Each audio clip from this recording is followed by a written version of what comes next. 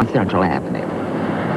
I remember thinking how exciting it would be to sail that big ship right down Central Avenue.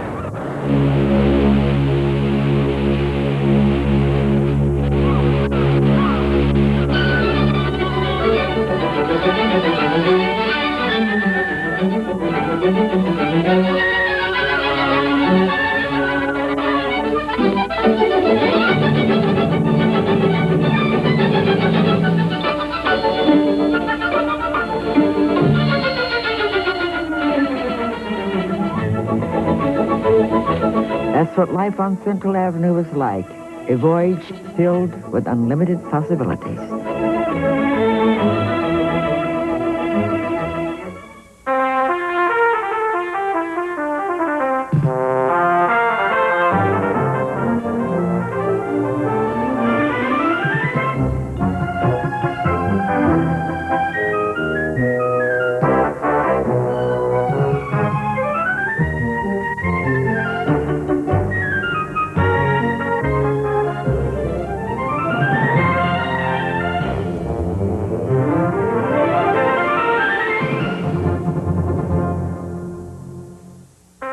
Production of the Los Angeles History Project is made possible in part by the Durfee Foundation, which is pleased to be supporting excellence in television production on KCET.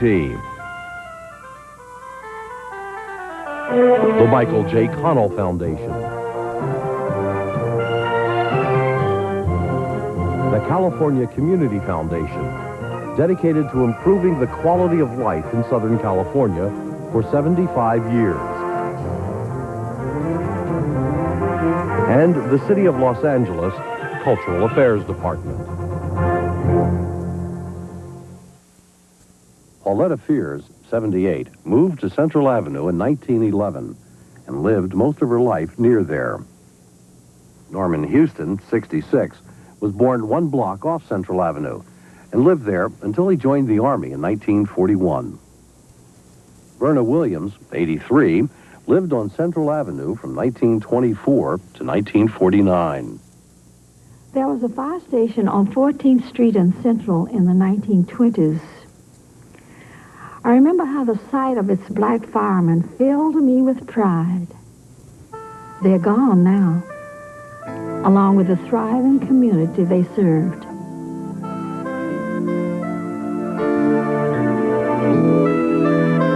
It hurts to see Central Avenue like it is today, all broken down, gone to ruin.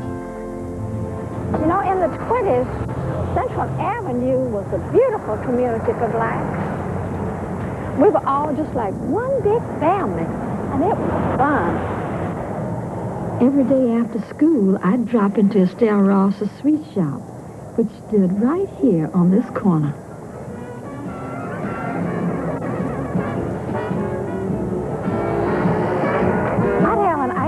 Soda and catch up on the latest gossip. You know what I mean? Who was dating who? Life was good on Central Avenue.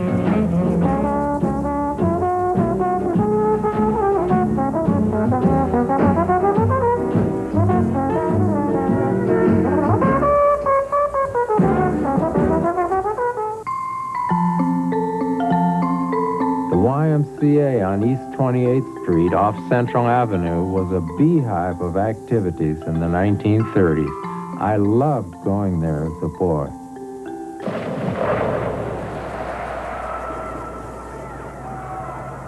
In those years, I learned to swim at the YMCA. It was virtually the only place a black child could learn to swim. The city pools were segregated. Blacks could use them only on the day they were cleaned. This pool represents a symbol, in my opinion, a strong symbol of a viable and vibrant black community that existed on Central Avenue. That community has now vanished, but the memory of that community endures. And it will continue to inspire us on into the future.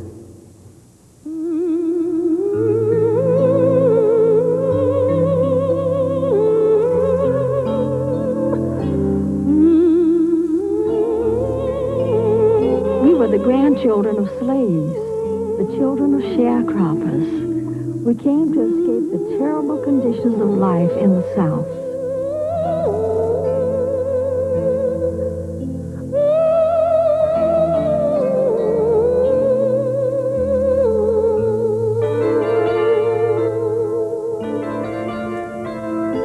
Everything was segregated.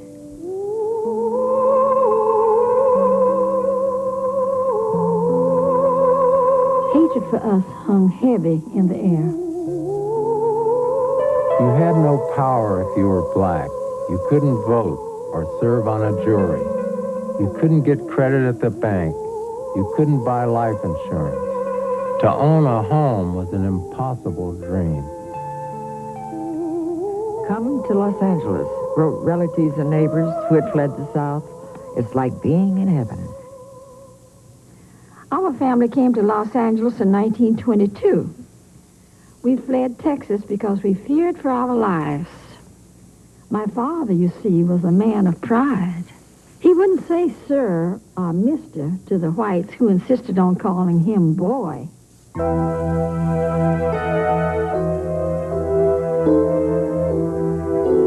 One night, the KKK came with shotguns and burned down my father's garage. It was the first and only time in my life I saw my father cry.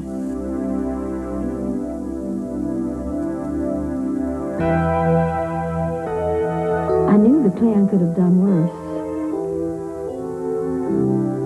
I was terrified.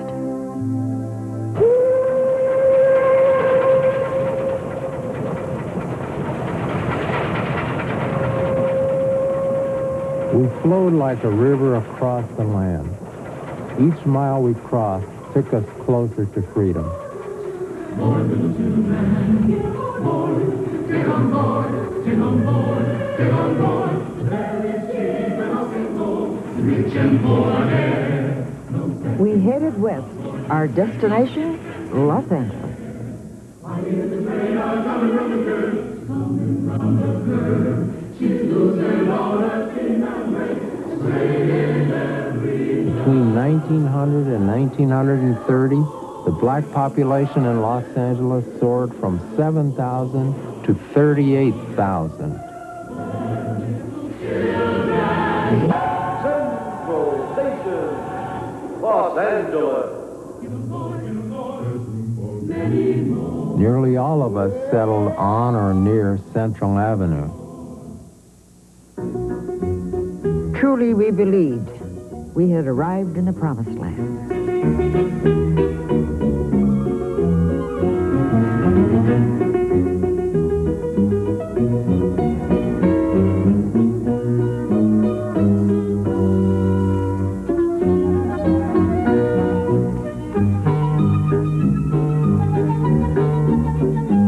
Rich and poor, young and old, newcomers and old-timers, we lived side by side in harmony.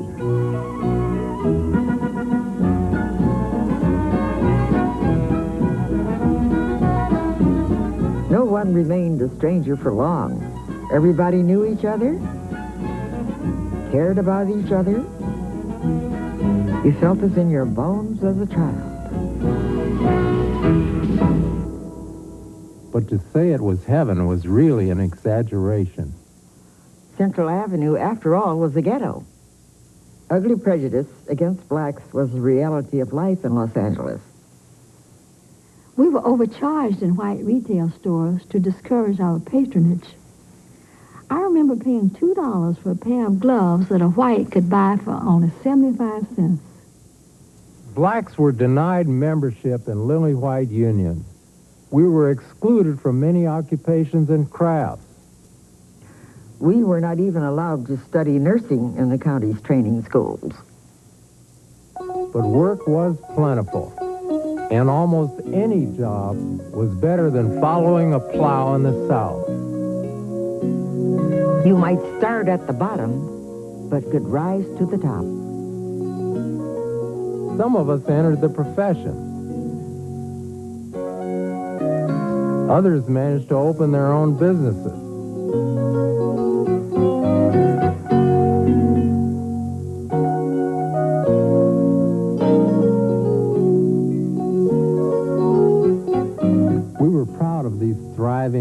black-owned businesses, and we were proud of their proprietors. You know, when I was a teenager, I was the first colored cashier in Los Angeles. I was attending Jefferson High School and saving my money to go to college. We were an achievement-oriented neighborhood. Education was prized by all.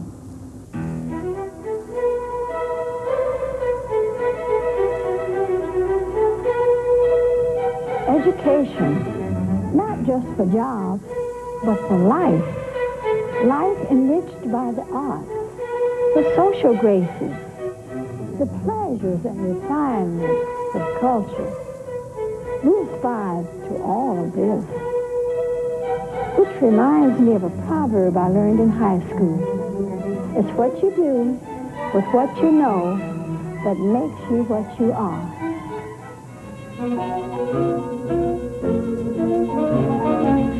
Every week, it seemed there was another ball to attend.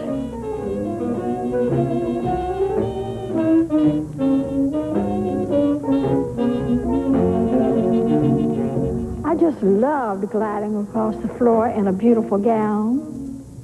I adored my corsage, the music, the elegance, and the excitement. And most of all, the handsome young men to dance with.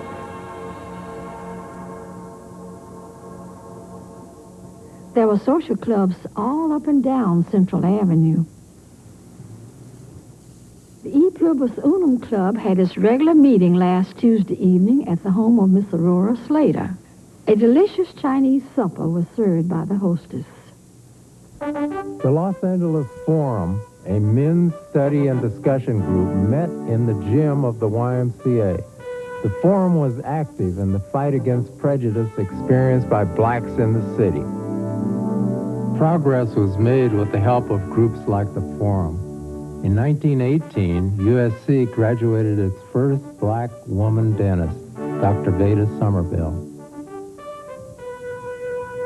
My father, Norman O. Houston, was an active member of the membership committee here at 28th Street Branch YMCA, just off Central Avenue, during the 1920s and 30s. He was a businessman. In those years, insurance companies refused to sell life insurance to blacks, or did so at highly discriminatory rates. That was soon to change. William Nickerson Jr. recruited George A. Beavers Jr. and my father. Together, they set about creating an insurance company. They sold 500 life insurance policies, premiums fully paid in advance, for a company which did not yet exist. Then on July 23, 1925, the doors opened to the first black-owned insurance company in California.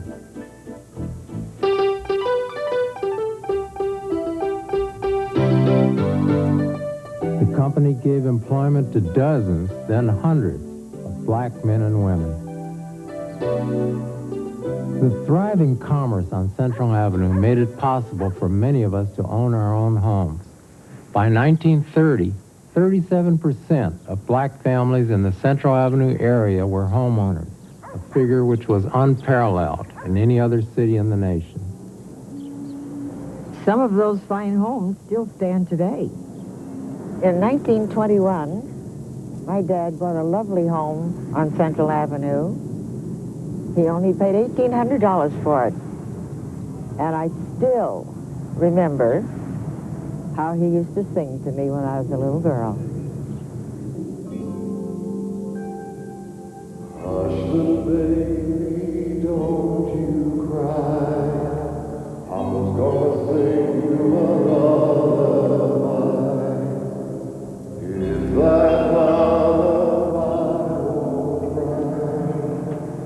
Papa's gonna give you a shiny time. Our house was always brimming with love. And Mother always had the spare bedroom ready for an out-of-town guest or a neighbor that couldn't make it home because it was too late. Because, you know, at that time, blacks were not permitted to stay in the white-owned hotels. And we were all very happy about the construction of the Dunbar Hotel in 1928. The Dunbar was truly the symbol of black achievement in Los Angeles.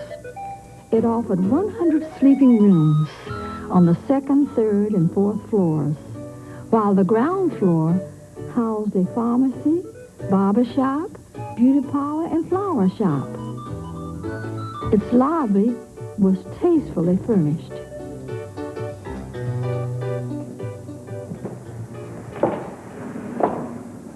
In the 40s, the Dunbar was permitted to sink into neglect and disrepair.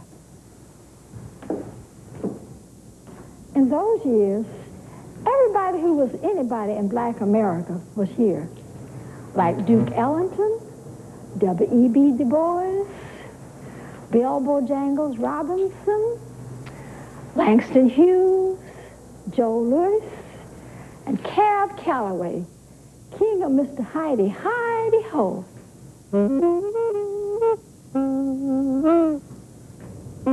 Best of all was the music.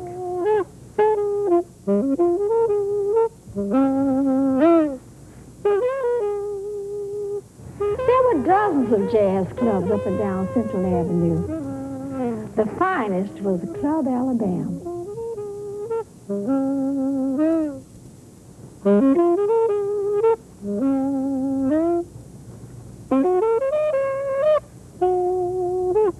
Jazz was our hopes, our pride, our love of life expressed in music. It was the living pulse of our people from coast to coast.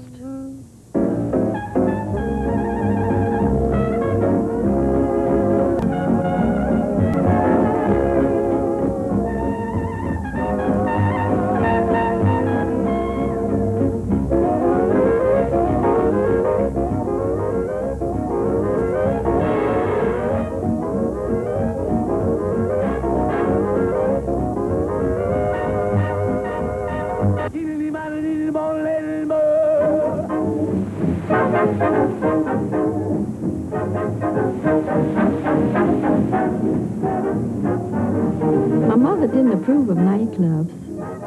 She considered jazz the devil's work.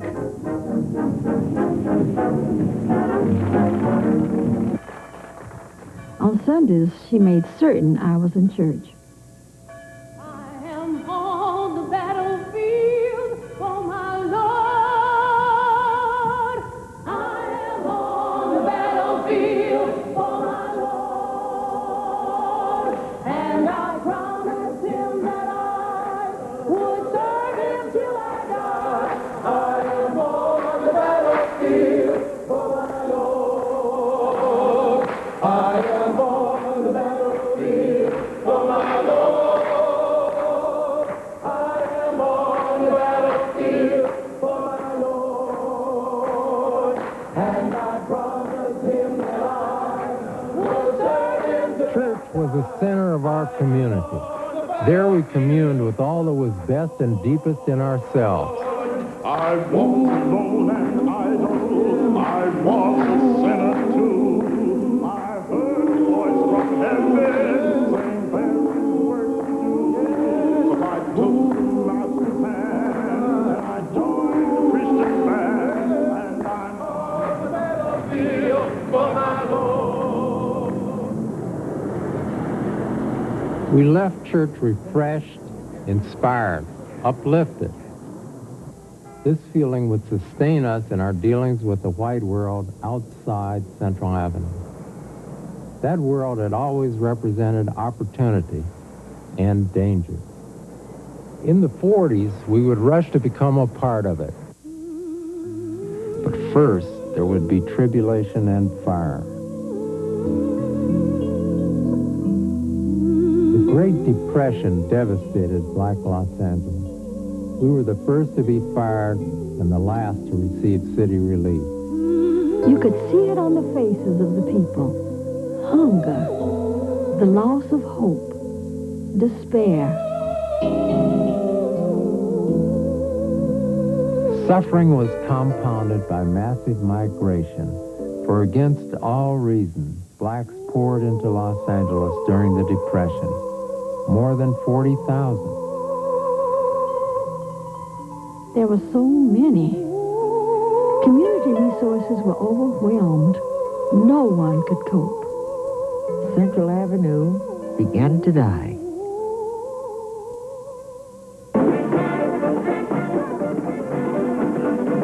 Some of us tried to dull the pain at the movies.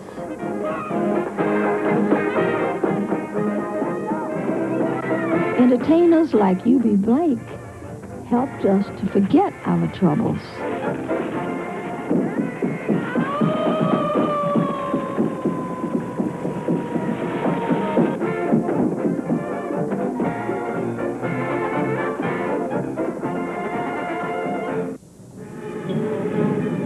For comfort and support, many turned to black prophets like Father Divine. His followers gave according to their abilities and received according to their needs. There should not be one boy or girl, man or woman, in lacks of wants and limitations in this great civilization. For we are in a country of plenty.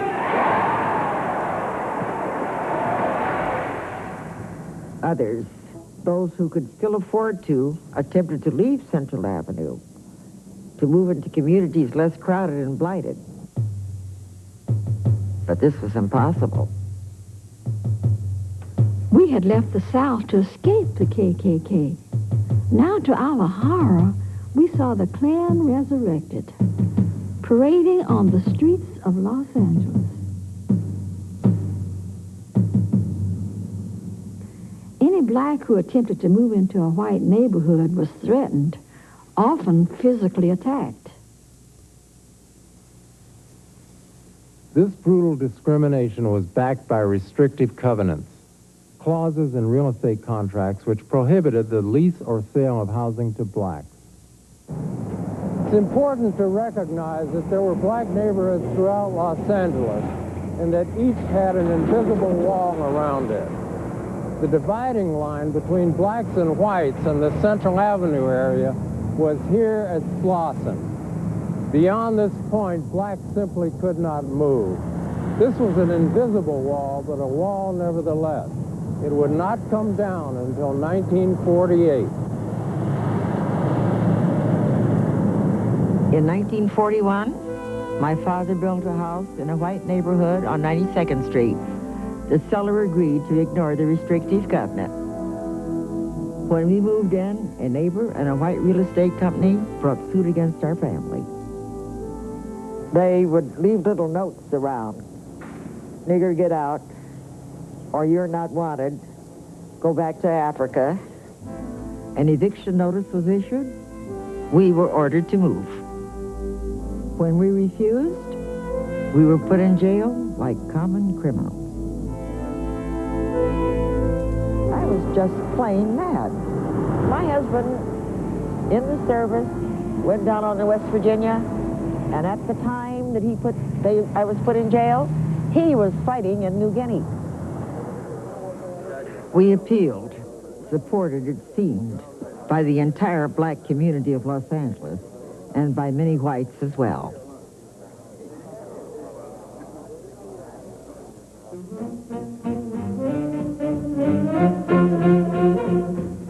P.J. Day came in August 1945. My victory came in May 1948. On that day, the Supreme Court of the United States decided in our favor. Restrictive covenants were declared illegal. Blacks were pretty much free to lease or buy wherever they desired. The principal restriction was now the size of their wallet.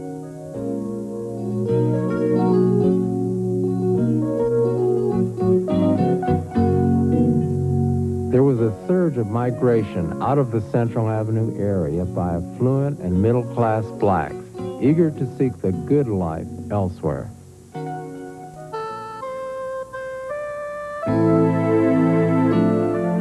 Their flight doomed Central Avenue.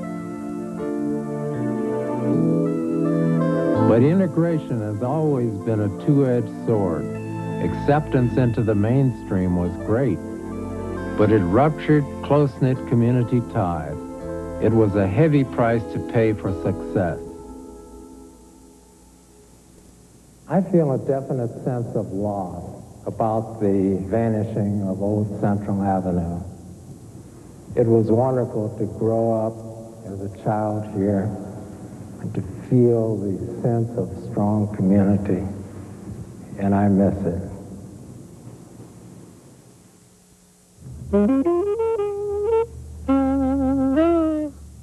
Is part of KCET's celebration of Black History Month. Drums for the marching men with victory medals on their chests. Drums for the dead left behind. Drums for the future they had fought for. Drums when the black 369th Infantry returned from the front in the year 1990. Proudly they moved through the streets towards Harlem. Because they had fought gallantly to make the world safe for democracy, to black people everywhere, particularly the young, the future looked very bright.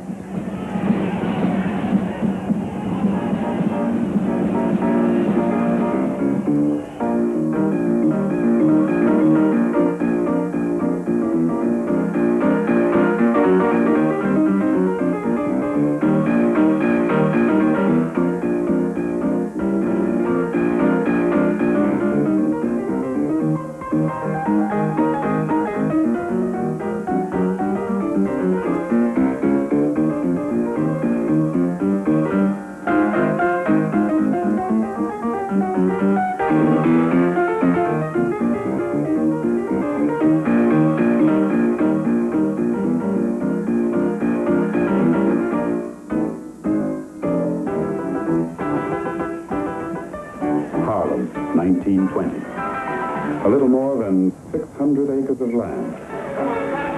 Hundreds, thousands of black people were coming here, particularly from the rural areas of America. A few brought memories from Africa. The Indians were here first, then the Dutch took over. Then came the English, Irish, then the Jews. But then the blacks started moving in from other parts of New York City, and the whites began moving out.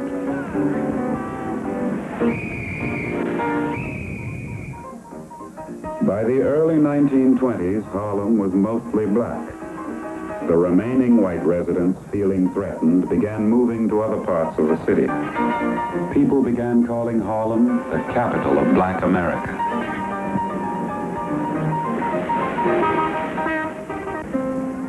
During the 20s, there were roughly 200,000 black people living in Harlem. A few lived in stylish splendor on 138th Street in houses designed by Stanford White. Unable to break down the walls of discrimination that separated them from the white middle class, they formed their own exclusive clubs. Some were pace-setters of elegance and fashion in the community.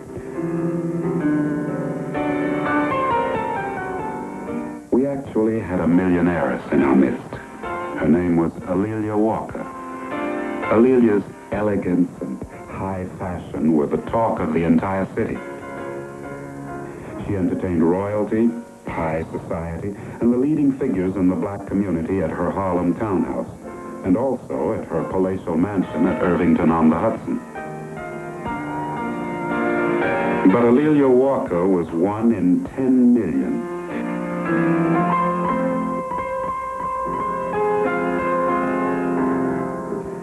Virtually all of Harlem's population was born and raised in